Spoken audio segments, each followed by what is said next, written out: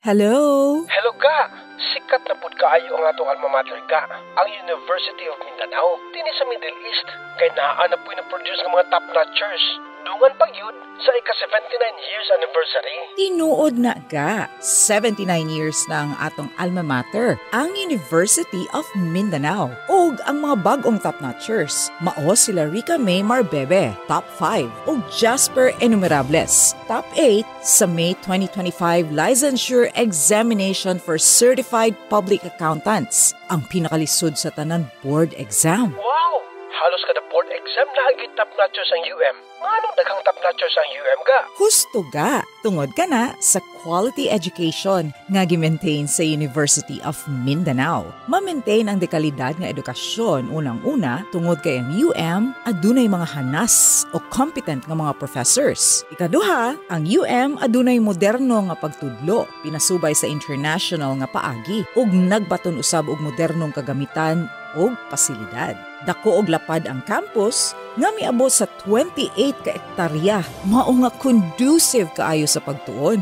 Gikan sa tuig 2012 ug hangtod karong 2025 ka, 281 na ka mga top-notchers ang na-produce sa UM. 20 na ang first placers, 20 ang second placers. 15 ang third placers, 18 ang fourth placers, 30 ang fifth placers, 25 ang sixth placers, 37 ang seventh placers, 48 ang eighth placers, 26 ang ninth placers, ug 42 ang 10th placers. Bisan ipuno ng tanang top-notchers sa tanang eskwelahan sa Region 11, dili gihapon kaabot. Ang quality education maugyod ang gi-emphasize o gihatagan ug gibugaton sa management sa UM.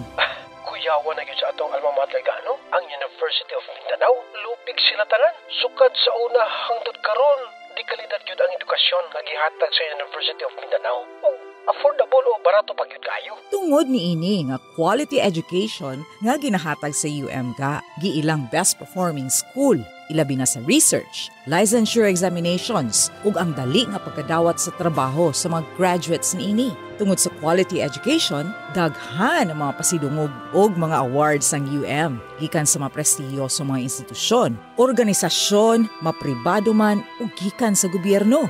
Pipila ni ini mao ang ASEAN University Network, Quality Assurance o AUNQA, PACU-COA, Autonomous Status, gideklarang Center of Excellence or COE, ug Center of Development or COD. Membro ug accredited ang daghang programs, ilalom sa Washington Accord ug Seoul Accord.